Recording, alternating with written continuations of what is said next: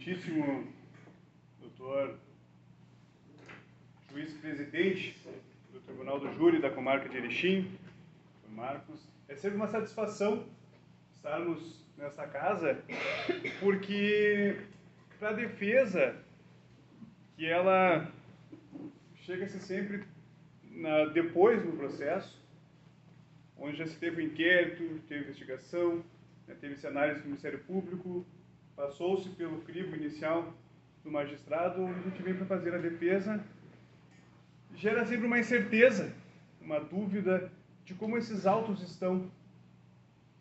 E quando a gente está na presidência do senhor, a gente tem uma tranquilidade, porque a gente sabe que a garantia dos direitos, a garantia de um devido processo legal, ela está de fato sendo preservada, está sendo cumprida. Então a gente vem para o plenário do júri discutir somente os fatos, o direito. E isso traz uma tranquilidade. A gente atua no Brasil inteiro e são poucos os lugares que a gente vem e sabe que realmente vai ter uma pessoa que vai presidir, que vai mostrar o papel e aquilo que garantir todas as atividades, seja assegurar a palavra do Ministério Público, seja assegurar a palavra da defesa. Então fica aqui os cumprimentos dessa defesa e os parabéns pela exímia condução dos trabalhos que o senhor faz aqui na comarca de Erechim.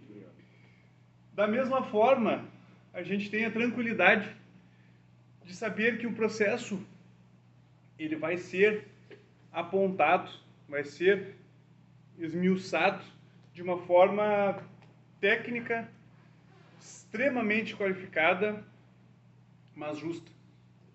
Quando se tem um promotor que ele não extrapola o seu papel, não extrapola a sua função.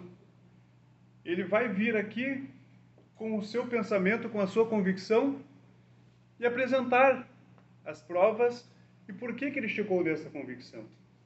Também respeitando as regras do jogo, respeitando as partes no processo. E isso, quando a gente pega um processo e a gente vai estudar quem são as partes no processo, também gera, tanto para o promotor como para o advogado, um pensamento inicial de que, e agora? Além de um processo complicado, além de uma situação complexa, eu vou ter que trabalhar com um ego, eu vou ter que trabalhar com a partes, com alguém que vai jogar sujo, alguém que vai te atrapalhar. Então, a gente analisa isso. Eu tenho uma tranquilidade. Como bem o doutor disse, já não é o primeiro júri que nós atuamos juntos, não é nem na mesma comarca que nós atuamos juntos, e em todos os casos foi tranquilo, foi justo, foi dentro das regras do jogo.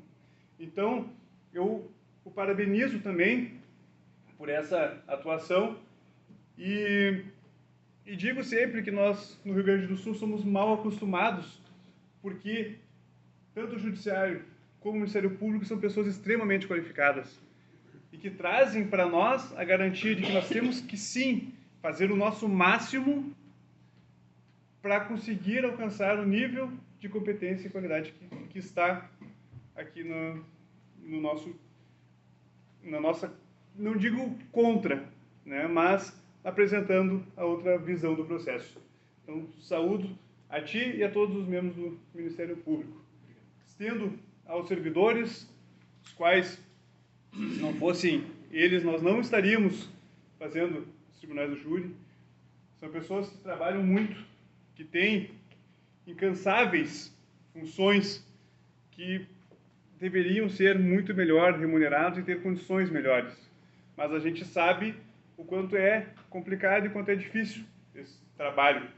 Mas fica aqui minha saudação, os cumprimentos e a valorização do trabalho feito por vocês. Membros da Polícia Penal, também somos conhecedores do quanto vocês abdicam da sanidade, das suas condições físicas da insalubridade no trabalho, para oferecer um pouco de segurança, juntamente com as polícias civis, militares, federais, e possibilitar que hoje a pessoa que foi segregada, foi retirada da sociedade, ela possa, sim, entender a sua função, o seu papel, e que possa também ser reinserida à sociedade. Sabemos também que o sistema penitenciário hoje, num todo, ele é pesado. Num todo, deveríamos ter muito mais agentes, condições de presídios melhores. E eu parabenizo vocês por conseguirem, sim, no meio deste caos, ainda ter uma ordem, ter a garantia de uma segurança e passar para nós a possibilidade de viver uma sociedade justa, tranquila, porque temos profissionais competentes fazendo nossa segurança. Alain, eu tenho por não saudá-lo. Eu não saúdo nenhuma pessoa que está acusada de um crime. Eu te cumprimento.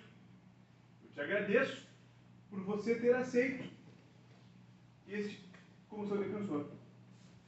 Eu te agradeço por confiar em mim, por ter em minha pessoa a sua voz no dia de hoje, por estar lhe representando no processo. Entrei ao final, não acompanhei todos os atos, mas nas conversas que tivemos, e aqui, se alguma coisa que eu falar for diferente daquilo que nós tratamos,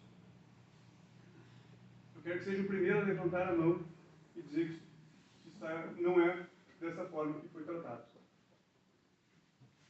Mas eu estou aqui hoje, como eu disse, para ser a sua voz. Eu vou tentar representar tudo aquilo que você quis dizer nesse processo e que você transmitiu para mim. Então, eu te cumprimento e esperamos que o resultado mais justo seja feito hoje, nesse dia. Passo para falar com vocês, 7 jurados, pessoas da sociedade que estão hoje, como bem disse o doutor promotor antes, vestidas da toga do juiz. Hoje vocês são o que há de mais alto na hierarquia da sociedade. Vocês são soberanos. A decisão de vocês hoje, ela é feita de uma forma que quase 90% dela não é possível recurso. Nós temos limitações para que sejam feitos os recursos. E vocês são tão importantes para esses casos, porque nós fizemos antigamente um contrato social, um acordo entre todos, que os processos envolvendo crimes contra a vida, contra o nosso maior bem, que é a vida, não pode ser julgado pelo juiz singular, o juiz togado. Tem que ser julgado pela sociedade. Porque é tão grave o que se faz, tirar uma vida ou tentar tirar uma vida, isso aqui passa, extrapola os limites e tem que ser a sociedade que julga. E essa sociedade hoje está representada por vocês. Então hoje o papel de vocês é de extrema importância. Mas eu não quero que vocês tenham uma carga nas costas, dizendo, meu Deus do céu, hoje eu sou representante da sociedade. O que eles vão dizer de mim? Não. Não se preocupem com isso. Afora, acho que a senhora que é o primeiro júri, os outros já participaram, sabe que se essa incomunicabilidade, o voto secreto, ele possibilita para vocês que vocês julguem conforme o sentimento, o pensamento, todo o conhecimento de vocês no dia de hoje. Diferente dos filmes americanos, do processo americano, onde são 12 jurados que se reúnem numa sala secreta, se discute o processo, aqui não se faz isso. E tem um motivo que não se faz isso. Hoje, temos 3 homens, 4 mulheres, mas a gente não se conhece. Colocados numa sala para discussão, não se sabe se a pessoa é tímida, se a pessoa é falante, se ela é mais grosseira, se ela é mais educada. Ah, esta pessoa é um comerciante. Ah, eu sou um cozinheiro. Esta pessoa, olha, tem mais homens, tem mais pessoas que estão dizendo que ele cometeu este crime, que entendem que ele tem que ser condenado. Eu vou ser minoria. Eu vou ir com a maioria. Não se preocupe com isso. É por isso que o voto é secreto. E cada um de vocês, sem influência de nada fora, vai poder fazer o julgamento. Um julgamento justo e dentro daquilo que vai ser apresentado no dia de hoje. Digamos que o processo do Tribunal do Júri, ele é um processo que ele se prepara para ser apresentado para vocês hoje. Eu faço a analogia que o processo do Tribunal do Júri, a sessão do Tribunal do Júri, é um processo num dia só. Por que isso?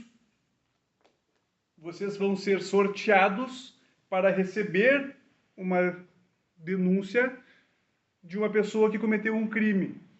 Vocês vão analisar as provas que vão ser produzidas, os argumentos de quem propôs a ação e de quem está fazendo a defesa, e ao final vocês vão julgar. Basicamente, a grosso modo, este é o modelo de um processo, seja ele qual for. Então a gente faz, a grosso modo, essa informação. Porém, já fui jurado e eu sei da dificuldade que é você tomar ciência de um caso que, por nós, foi analisado por vários dias.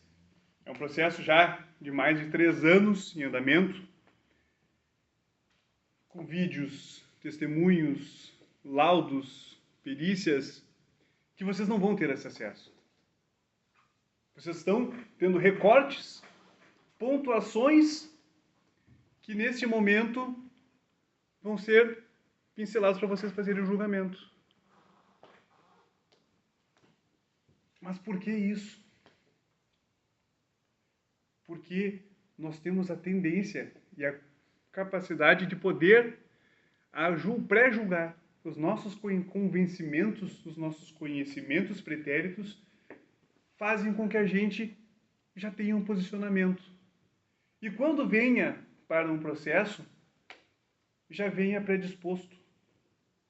E nós queremos aqui a imparcialidade. Nós queremos que tragam para vocês essa sensação de que eu vou fazer a justiça dentro daquilo, naquele momento. E é por isso que sim, a gente faz a apresentação somente nesse momento. Para que o viés de vocês, o convencimento, o entendimento de vocês traga na sua pureza e traga na sua convicção, na sua certeza que vai ser um julgamento justo. E todo o processo, eu tenho uma prática que eu faço, que eu analiso todo o processo, eu leio o processo, pontuo, separo tudo que vou fazer do processo, tudo que eu vou analisar, e eu descanso o processo. Eu deixo o processo ali, sento, geralmente eu faço isso no escritório. Antigamente o processo físico era mais fácil, porque tu folhava ele e botava ele ali. Hoje eletrônico, basicamente, é a tela do computador que fica. E ali eu tento ouvir o processo. Porque o processo fala. O processo nos mostra detalhes, nos mostra elementos. Ele nos traz sentimentos. A folha, o papel, o que está escrito é frio. O que a gente tem no papel não tem sentimentos, não tem emoções, mas ele quer nos dizer alguma coisa. Um livro de um romance quer nos dizer uma coisa, um livro de ação quer dizer outra coisa. E isso nos traz a possibilidade de interpretação. Tem gente que chora, tem gente que ri. São sentimentos. E eu gosto de deixar o processo falar. Às vezes, um processo grita. Às vezes, o processo chora. Às vezes, um processo traz uma inconformidade. No processo de hoje, que eu senti nesse processo, e depois eu fui falar com o Alan, para saber se aquele sentimento que eu tive, aquilo que eu trouxe daquele processo, fecha com o sentimento dele, da pessoa que eu estou representando no dia de hoje. E é isso que eu estou fazendo. Eu estou representando esta pessoa. O advogado, a palavra advogado vem de advocare, que é falar por. Eu venho hoje falar por Alan. E como nós aqui trazemos um pouco do nosso sentimento, da nossa expressão, mas nós somos operadores do direito, nós estamos aqui investidos de uma função. Por isso que todos estamos com vestes talares. A toga justamente é para que as três partes que são equânimes, igualitárias, com o mesmo peso e valor, sejam analisadas pelos seus pensamentos, pelas suas ideias. Não se trabalha aqui a análise, o doutor tem uma gravata bonita, olha só, o advogado está com um terno que deve ser caro, alinhado, olha, o juiz tem uma postura melhor. Não. Aqui a gente quer que seja analisado as ideias, os fatos, o que realmente aconteceu. E o que realmente aconteceu? Ouvimos, por 1h30, o doutor falar sobre todas as circunstâncias. Foi passado as imagens, as filmagens, né, que foram encontradas pela polícia, relatos dos policiais, de amigos do acusado, o próprio acusado por mais de uma vez. Não vou cansá-los em repetir essas imagens, esses depoimentos, vou retratá-los, mas não vou passar novamente. E o meu sentimento desse processo é que Alan, num todo, ele trouxe a sua verdade. Lá no começo do processo, o policial que fez a prisão em flagrante dele relatou que sim, na hora que ele foi preso, ele disse, não, fui eu que atirei no cara. Esta arma encontrada foi usada. Ele tinha uma briga anterior comigo, ele me acusava anteriormente, e eu fui lá na casa dele e acabei atirando nele. Isso já foi no começo, a fala dele lá, horas depois do fato, para o policial que retratou isso também no dia desse depoimento. Ele falou em juízo, de novo, que ele sofria ameaças, que ele foi até a casa da vítima e que ele efetuou disparos. Hoje, novamente, ele falou a mesma coisa para vocês. Mas tem detalhes que são diferentes, tem pontos diferentes. Perfeito? Eu quero que vocês tentem contar uma história exatamente igual, por mais de uma vez, em 3 momentos diferentes, passando mais de 1 ano de cada história. Não vai conseguir. A gente não vai conseguir. Tudo que eu falar aqui hoje está gravado. Se eu parar a gravação e vocês pedirem para eu repetir tudo que eu falei até agora, não vai ser igual. E isso não quer dizer que eu estou mentindo. Isso não quer dizer que está errado. Isso quer dizer que a nossa memória, ela não é uma gravação, ela não é um CD, não é um disco rígido. A nossa memória não é feita para gravar as coisas como elas são. A nossa memória sofre influências. A nossa memória, ela é feita para guardar e é com emoções. Está lançado agora o filme Divertidamente 2. Ele é um filme em tese infantil, mas com grande carga científica, utilizando para explicar a mente humana. E ele retrata de uma criança desde o recém-nascimento e agora no 2 na adolescência. E toda a memória dela vem a gravação com base em sentimentos de felicidade, de nojo, de medo, de raiva. Tudo isso traz a gravação da memória.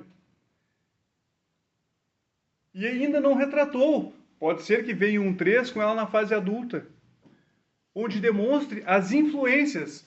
Agora, na fase adolescente, tem ainda a ansiedade, que entra junto e atrapalha muito a gravação das memórias. Nós não conseguimos fazer a gravação específica. A gente grava momentos importantes, onde são fatos marcantes daquele momento. E quando ele disse aqui para vocês que ele tinha bebido, que ele tinha ingerido bebida alcoólica naquela noite, é o que a amiga dele, a companheira que estava com ele naquele dia, falou. Nós tínhamos passado a noite bebendo.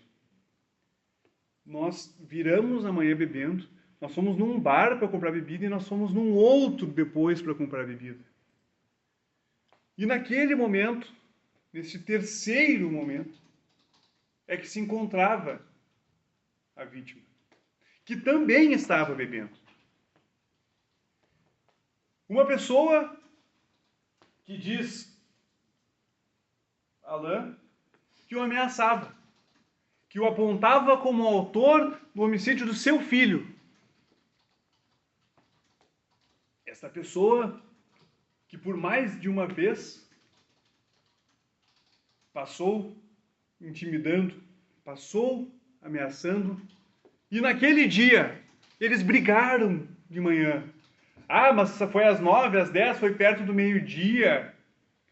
A própria Bianca diz, doutor, eu não sei lhe informar, precisar a hora, porque nós estávamos sem relógio, e nós estávamos bêbados. E entra um ponto, que a bebida, ela também é um fator que altera a nossa gravação na memória. Da mesma forma que ela altera os nossos gestos, as nossas locuções, que ela altera os nossos sentimentos, ela altera a gravação da memória. Se ele falou num primeiro momento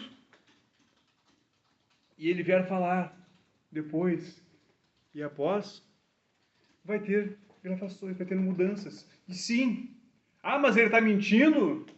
Nem sempre. Tem no Instituto da Psicologia as falsas memórias, que são justamente o preenchimento de lacunas, de momentos que ficaram pendentes, que ficaram ausentes, que ela tenta completar com outras memórias. A gente, se perguntados, como é que é o salão do júri de Erechim, para vocês posteriormente? Vocês vão retratar, não, tem as cadeiras pretas, tem uma divisória, tem outra parte. E alguém pergunta assim, quantos balcõezinhos tem do lado de fora? A primeira coisa que vocês vão fazer é puxar na memória de todas as vezes que estiveram aqui para relembrar se tem este balcãozinho aqui ou não. E vocês vão preencher na memória de vocês a existência ou não deste balcão. Porque ele pode estar aqui hoje, mas num júri passado ele não está. E aí quando vocês perguntados, vocês vão dizer, não tem um balcãozinho lá. Mas mostrando uma filmagem, estava lá o balcão. Vocês estavam mentindo? Não, porque vocês buscaram na memória não somente o dia de hoje, mas todos os momentos que vocês passaram por este local. E ela vai preencher a memória de vocês. Quando eu sentei para falar com o Alain, falei, cara, olha só, tu tem uma informação aqui que tinha bebido. E aqui tu disse que não tinha bebido. E antes de nós estarmos ali dentro, conversei com ele antes de vir para cá e falei, cara, ele, doutor, eu sou extremamente nervoso. Naquele momento eu estava extremamente nervoso. E acabou que eu falei, o nervosismo também atrapalha a nossa memória. O estresse. Há informações que num roubo, se o bandido está armado, o foco da pessoa vai para a arma. Porque ela é o ponto maior do risco da vida. Então ela foca-se na arma. Se tu perguntar qualquer coisa do que aconteceu ao redor, provavelmente a pessoa não vai reconhecer, porque ela vai fazer uma visão de túnel, ela vai focar naquela arma. E não quer dizer que ela está mentindo do restante. É porque ela não conseguiu gravar. Então a vítima vai... Como é que era a cor da roupa do indivíduo? Não sei dizer. Ah, você está pensando em ajudar a pessoa. Você não quer contar. Você sabe quem que é. Não, eu não notei. Eu não verifiquei isso. A minha memória não gravou. Gravou que ele estava armado. Mas eu não consigo saber se a cor do olho dele era azul ou marrom. Então, quando eu conversava com a Alain, ele me disse, sim, realmente, eu bebi. Realmente nós estávamos na festa, nós brigamos antes. E eu saí de lá. E eu fui para casa. E aí minha irmã, que não veio para o processo, sim, não veio para o processo. E eu, por que ela não veio para o processo? E esse é um pensamento, um sentimento meu. Se eu tenho uma irmã morta e um irmão acusado de matar alguém, com pessoas ameaçando a ele e a mim, eu vou ir para o processo? Eu vou dar a cara a tapa? Apresentar a chance de eu sair de lá e ter alguém me esperando? Este rapaz vai dizer para a irmã dele, venha para cá para te me ajudar. Venha correr o risco, porque eu preciso de ti. Não. O que ele disse? Sai daqui, cuida da tua vida, deixa que eu me viro aqui. Se eu tiver que morrer com essas pessoas que já estão nos ameaçando, eu vou morrer. Mas você tem que ir lá cuidar da nossa mãe. Você já sofreu ameaça. Eu estou sofrendo ameaça. Eu fui lá para acabar para cuidar da tua vida. E os filhos do cara estão presos e ameaçaram ele, mesmo assim. Óbvio que não vai trazer. É óbvio que não vai trazer. Ah, mas nós não temos elementos. É a palavra dele contra a de todos. Pois é. Só que o que o policial disse, o que a amiga disse, o que ele disse, todos convergem. Em pontos, não, mas há convergência. E quando se trabalha a legítima defesa putativa, nós trazemos um ponto que o doutor disse realmente, que tem que ser uma possível agressão atual ou iminente, que ele esteja recebendo para ser legítima defesa direta, ou que ele imagine vir receber para ser putativa, que é no momento que nós estamos em discussão, nós estamos em briga, e aquela pessoa faz um movimento, que eu não sei se ela estava armada ou não, se ela estava com uma faca ou alguma coisa, e eu, antes de eu pagar para ver, eu atiro. Eu dou a facada, eu dou o soco. É numa imaginação. É num caso de alguém estar na rua, fugiu alguma coisa, E o cara, olha, esse cara é um assaltante. E esse cara tá correndo, olha para ti e diz, putz, ele me reconheceu, esse cara veio para cima. E esse cara faz um gesto. E naquele momento, eu estou armado, eu atiro. Só que o gesto que ele ia fazer era para dizer assim, cara, eu não tenho nada. Só diz que não me viu.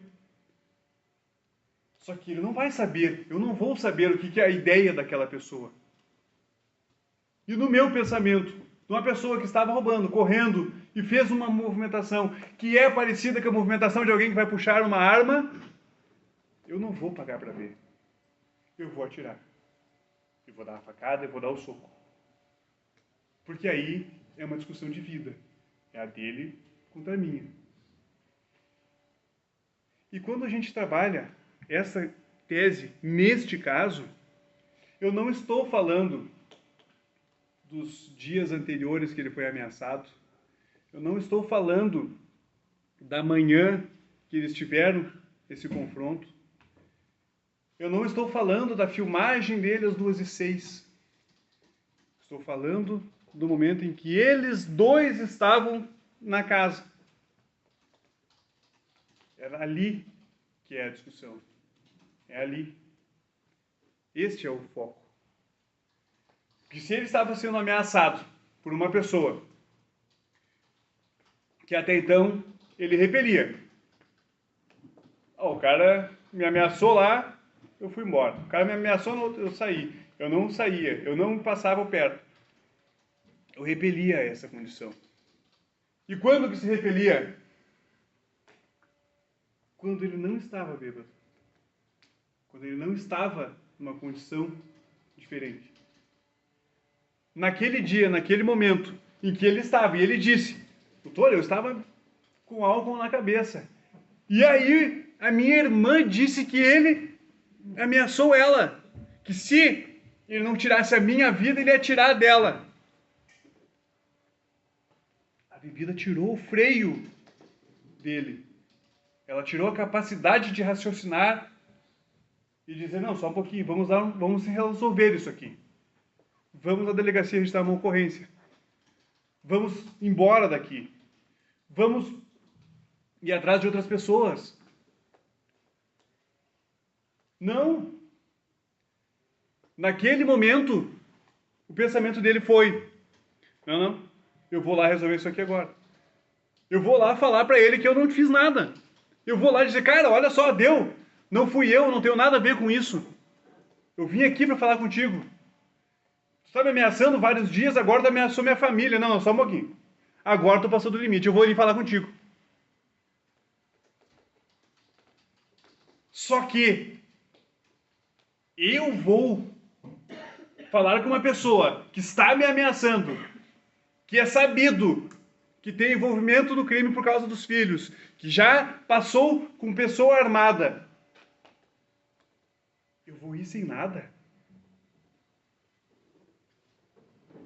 Pelo menos algo para me defender eu tenho que ter. Pelo menos algo eu vou ter que ter. E foi o que ele trouxe. Foi uma arma que ele levou junto para lá. Essa arma ele levou junto. Chegou lá, bateu na porta. Tia, vamos resolver isso aqui, vamos conversar. Era a melhor hora? Não era, obviamente. Os dois tinham bebido, os dois estavam bêbados.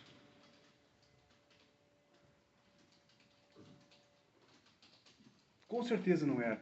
Mas olhando agora, 3 anos depois dos fatos, tranquilo, sentado, analisando o contexto, até ele se arrepende. Porque ele disse, se eu não tivesse com todas essas circunstâncias, seria diferente. Mas não é. Não é. E ali, a denúncia diz que, de inopino, ele efetuou os disparos na vítima. Mas vê-se que a filmagem, as duas filmagens que tem, às 2h06 até às 2h07, e depois às 2h10, são 3 minutos em que ele entra no terreno da vítima e ele sai do terreno da vítima. São 3 minutos. 3 minutos foi o tempo que eu usei para saudar a todos nesse momento. São 3 minutos. É conversa, né? É bastante tempo. Se fosse de inopino, na mesma filmagem das 2h06, às 2h08 no máximo, teria ele chegado e pegaria ele saindo. Porque de inopino é isso, é de imediato, é na hora, é rápido. É cheguei, bati na porta, do cara abriu, pam, pam, pam, e sai. É nesse momento. Aí sim. É nesse momento. É agora, pam, e saiu. Às 3 minutos. 3 minutos é muito tempo. Uma luta dá, em média, 2 rounds de briga, numa luta. É tempo. Se alguém já fez luta, praticou uma arte marcial, 1 minuto de arte marcial é muito cansativo. É muito tempo. 3 minutos numa discussão é bastante tempo. Não foi tão rápido. Não foi tão simples. E sim, em 3 minutos, que se abre a porta tranquilamente, pode sim se alterar. Em 3 minutos pode ter uma raiva, pode ter uma discussão, pode-se ter uma ameaça. Ah, mas ele não tinha arma nenhuma em casa. Não se sabe se ele tinha uma faca. Não se sabe o que ele ia fazer. E é justamente isso que ele está falando. Eu não quis pagar para ver. Eu não sabia o que ele ia fazer. E eu não quis pagar para ver. E não estamos discutindo antes ou depois. É naquele momento. E nós temos sim a legítima defesa neste caso. Nós temos uma motivação para ele ir até lá. Nós temos. E a denúncia também diz que, por motivos não conhecidos, ele foi lá para matar a vítima. E nós temos uma informação de uma acusação que nós não temos acesso para saber se ele foi investigado pela polícia para saber se estava lá ou não estava nessa morte. Mas ele não está indiciado por esse caso. Então, a palavra dele presume-se verdadeira. Como nós também não temos outras informações de outras pessoas sobre a vida da vítima. E eu não vou aqui falar mal da vítima. Porque, como bem disse o doutor, o nosso processo, a lei é de 1941. É muito defasada. Ela é muito atrasada. E ela não abarca a situação da vítima. Ela vai trabalhar a situação do réu. E o legislador, na época, ele entendeu que a vítima tem, os familiares, quem for, a possibilidade de ingressar com ações cíveis, indenizatórias, buscar seus direitos de outra forma. O processo penal, ele busca analisar a conduta de uma pessoa e a possível punição por ela. Por isso que é pena, é penal. E a testemunha no processo penal, elas muitas vezes pode ser a própria vítima. Ela sai de uma parte que vai ingressar com a ação para ter um interesse, para ser testemunha. Que ela vai relatar aquilo que aconteceu com ela, quando é tentado. Ou algum familiar vem para tratar com ela, para explicar a situação, se ele viu ou ele soube do fato. Mas aqui, hoje sim é o principal papel, a principal pessoa desse processo é o réu. Porque é ele o autor do crime e é ele que vai ser julgado. Então, não gosto de tratar ou retratar sobre a pessoa da vítima. Há colegas, há pessoas que veem, eu quero o histórico criminal dela, eu quero ver ela, para mostrar para vocês que ele também era um bandido, que ele era ruim, que ele fez jus à morte. O tribunal do júri é conhecido como o tribunal das lágrimas. É o tribunal das dores. Sempre digo que não há vencedores ou vencidos no tribunal. Todos perdem. Ninguém ganha aqui dentro. A vítima perdeu com a vida, o acusado perdeu com a liberdade, vocês estão perdendo dias de trabalho, de estar com a família, de todo esse momento. Policiais penais que deveriam estar lá no local, fazendo a guarida dos outros apenados que estão lá, têm que estar aqui. Um advogado tem que estar aqui. Promotor, juiz, todos nós temos que estar envolvidos num crime. E se ocorreu esse crime, foi uma falha social de todos, num contexto geral. Então aqui não há vencedores, perdedores. Eu nunca disse, eu nunca direi que eu ganhei um júri. Porque eu não ganho. Foi acolhida uma tese que eu trouxe no caso. Mas não há vencimento.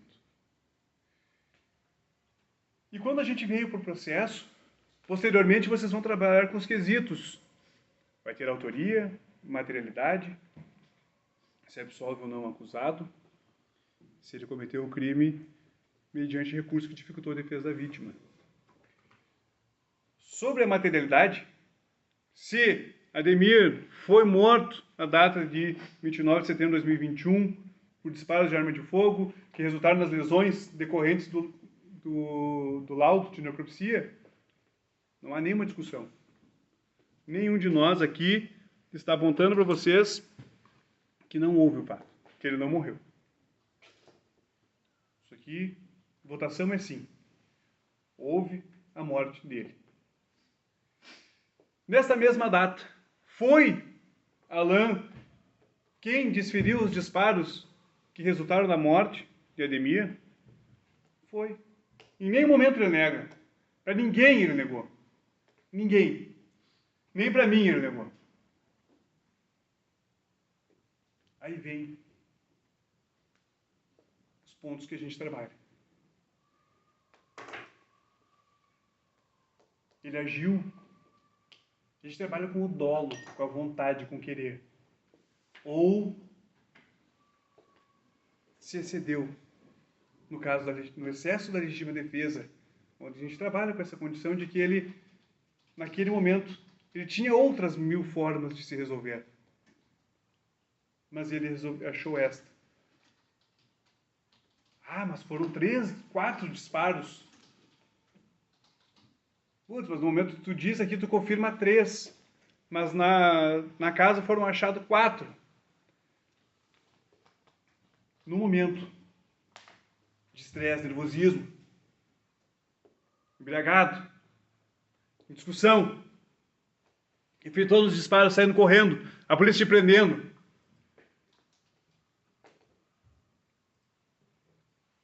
Tem um laudo, está demonstrado.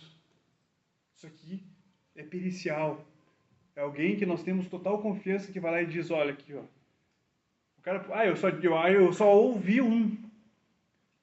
Cara, só fiz um júri na comarca de Casca, 16 de junho, em que a filha da vítima relatou no processo, desde o início, que ela ouviu um disparo de arma de fogo. Ela estava junto com o seu pai quando ele foi morto por pessoas na casa deles. Foram 4 tiros no pescoço do pai. Eram 5 tiros também, a arma, e o 5º tiro, o cara deu na perna do seu amigo, que era o motorista da moto que levou ele até lá, por acidente. E a filha da vítima estava lá. Ela viu o pai caindo, eles disparando, e ela só viu um tiro. Ela relatou em todos os casos um tiro.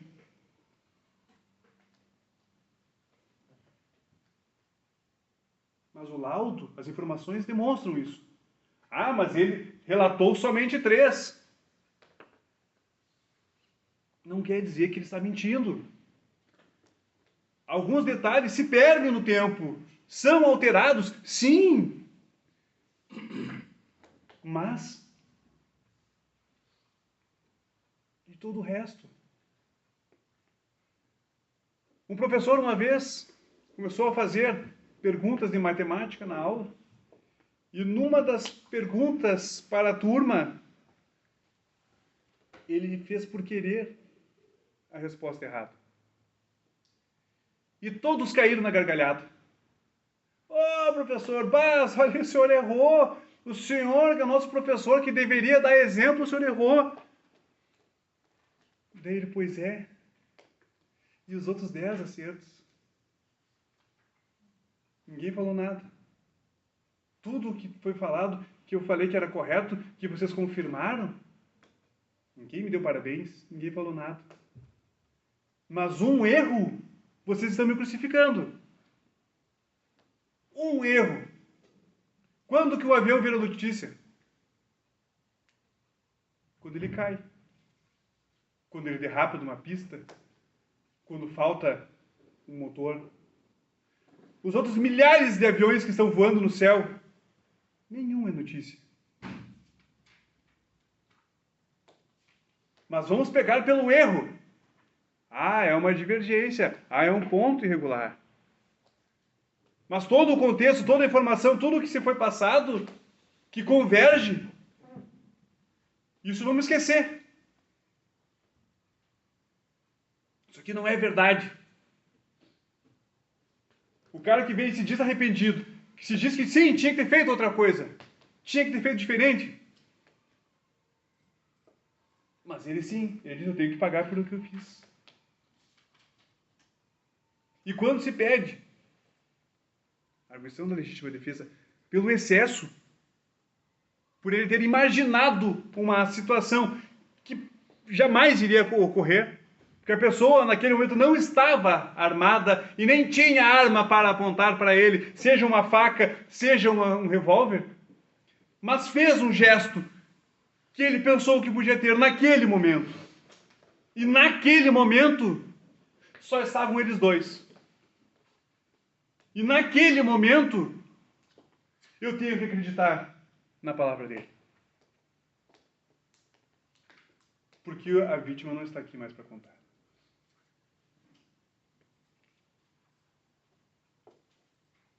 E pode ser que ele não venha a dizer que ela tinha escoriações na mão, que eles entraram em luta corporal. Pode ser que ele tenha ocorrido, se defendido, em violação dele ter apresentado a arma.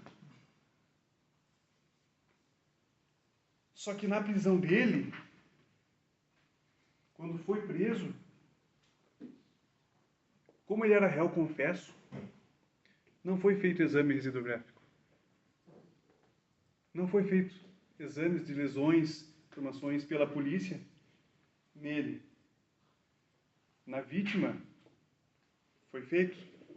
É obrigatório fazer, para nós justamente trabalharmos com as circunstâncias do crime. Na casa foi localizado munições, disparos na casa. E não se tem essa informação. E naquele momento que ele vem e fala, logo após os fatos, nervoso, ainda sob o efeito de álcool, com todas as circunstâncias de estar numa prisão, com a polícia investigando, com informações de que a pessoa tinha falecido porque foi encontrada com vida. Ela não foi encontrada morta no local. Os bombeiros chegaram para socorrer e depois ela veio a falecer.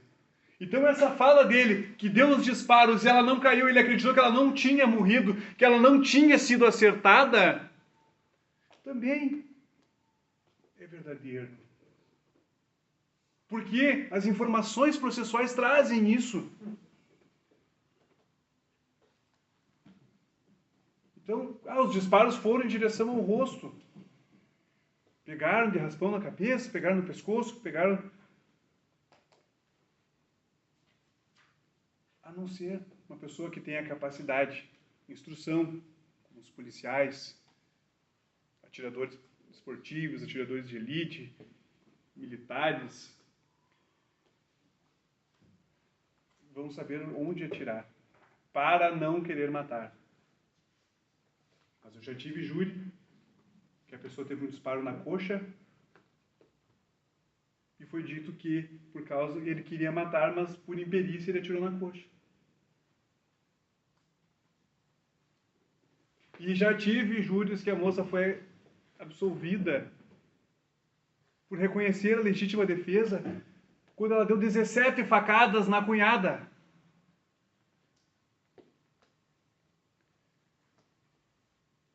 Mostrado para os jurados que 16 das 17 facadas foram todas nessas regiões do corpo. E a alegação dela era: ela estava me esganando e eu comecei a dar pontaços com a faca de cozinha para ela me soltar e ela não me soltava.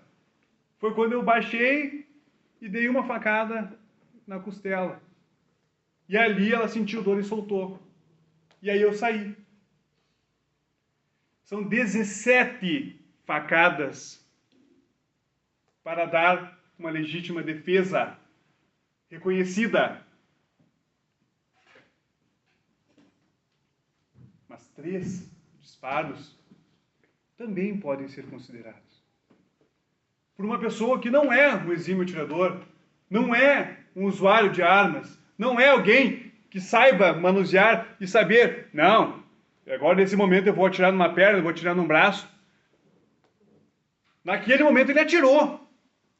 Ele não queria saber. Ele queria evitar de morrer. E acabou matando. Isto é o que trouxe para o dia de hoje. É isso que nós temos que analisar no dia de hoje. E a defesa, numa sinceridade, numa defesa questão técnica, pessoal. A defesa pessoal dele, ele informa isso, que ele sofreu várias ameaças, a ponto que ele chegou, estourou, foi até lá para discutir, para resolver a situação e acabou matando. Porque ele tinha diariamente vem ameaça, vem ameaça, vem ameaça.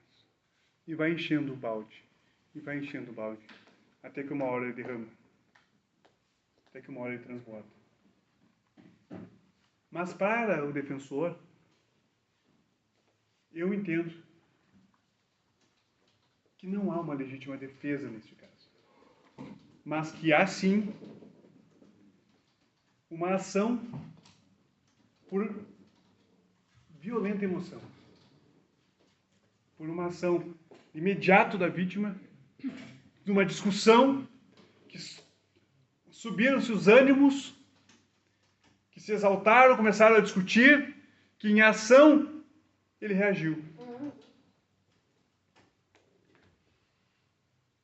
Que ele agiu no momento.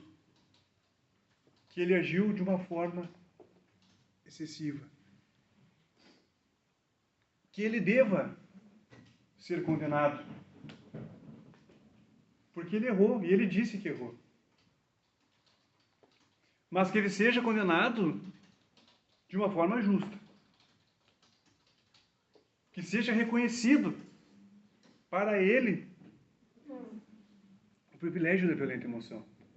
Se vocês não entenderem, cara, não, realmente, ele se excedeu na legítima defesa. Mas que entendam que ele foi até lá. Que ele discutiu.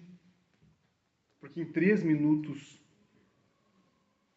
é tempo bom para uma discussão. E que nessa discussão não se sabe o que falou para ele. Ninguém vai saber. Provavelmente nem ele vai saber de tudo que o cara falou para ele. A ponto de cegar ele. de ele esquecer. Mas ele agiu sob o domínio de violenta emoção. Conto para vocês que há uns 10 anos atrás, mais 15 anos mais ou menos, ao sair da faculdade, eu estava com alguns amigos, nós fomos vamos se encontrar depois da formatura, passado um tempo de faculdade, e vamos sair. Passo Fundo, na quarta-feira, tinha uma festa, que já era conhecida nossa, os donos do local são meus amigos, seguranças treinavam comigo, nós fomos nessa festa. Dançando, brincando, dando risada, entre amigos. Eu fui ao banheiro da festa. Cheguei ao banheiro, fui fazer minhas necessidades. E nisso entraram outras pessoas, como é normal no banheiro de festa. Não sei quantas eram, não sei quem eram, mas entraram essas pessoas. Quando eu saí de um dos mictórios e virei para o lado, um deles disse: "É esse aqui, o engraçadinho." Eu me virei, olhei para o lado, se tu diz, e fui saindo. Quando eu fui saindo, eles começaram a me bater. Não sei quantos. Em média, 4 ou 5, pelo espaço que se tinha. Não tinha como ser muita gente. Mas começaram a me bater. Eu tenho um machucado perto da boca, que eu escondo geralmente com o bigode. Eu tenho um afundado na testa. E eu tenho uma marca no dedo. Que essa marca no dedo é uma das recordações que eu tenho da única pessoa que eu consegui agredir naquele momento. Porque quando eu comecei a apanhar, eu tinha o rosto todo lacranhado. Eu consegui dar um soco. Eu estava bêbado. A adrenalina subiu. Quando a adrenalina subiu, eu consegui recuperar todas as minhas reações. E eu vi aquela pessoa que ia me dar um soco, e eu consegui empurrar ela. Quando ela se escorou na parede, eu bati. Eu dei um soco. Eu quebrei o dente dela, que cortou meu dedo. E essa pessoa caiu. E ali eu comecei a me defender. Consegui me defender de um, comecei a bater no outro, tinha mais gente me batendo nas costas. Quando entrou uma pessoa e viu as agressões, começou a apartar. E naquele momento que eu peguei mais um, eles conseguiram me empurrar e tirar todos e sair todos da festa. Dentro do banheiro da festa não tem câmeras. Dentro do banheiro não tinha informações que eu pudesse saber quem eram as pessoas que estavam me agredindo e por que me agrediram. E quando eu saio de dentro do banheiro, tinha acontecido uma briga dentro da festa. E eu saio para fora, o segurança, que era meu amigo, me olhou assim: "Cara, tu estava no meio da briga?" Daí eu falei: "Eu estava." Ele: "Tá, mas como é que tu bateu no cara?" "Não, eu não estava com esse cara. Esse cara eu conheço, não era com ele a briga." Ele: "Tá, mas tu não estava no meio da festa brigando?" Eu: "Não, eu briguei dentro do banheiro." E aí eles estavam tirando todo mundo para fora e eu saí junto. A única coisa que eu me lembro é que a pessoa que eu dei o soco estava de branco, de azul e branco. Só isso que eu me lembro daquela noite. Eu voltei para casa a pé, porque depois que a adrenalina subiu, que o efeito do álcool passou, a partir dali eu lembro de tudo. Eu fui embora a pé. A polícia me abordou na rua e viu aquela pessoa com sangue no peito, machucada, a boca inchada, a mão sangrando, pingando no chão. E eles: "Cara, o que houve?" Eu: "Esquece, pode ir embora." "Não, nós estamos com a delegacia, a gente está na ocorrência, temos que ver quem que foi." Eu falei: "Eu não sei quem que foi." já formado, já atuante na área, eu disse para eles: aconteceu isso, isso, isso, mas eu não vou registrar, porque eu não tenho como ir atrás das pessoas. Não tem imagem, não tem lembrança, não tem pessoas que vão dizer, ninguém vai retratar nada sobre aquilo. Ficou as lembranças. Eu recordo deste fato há tanto tempo, por causa de detalhes que eu lembro que eu olho todo dia. Porque senão, eu não recordaria desse fato. Eu não recordaria das circunstâncias que me levaram a isso. Há quem diga que quem apanha nunca esquece. Mas quem bate, também não esquece. A não ser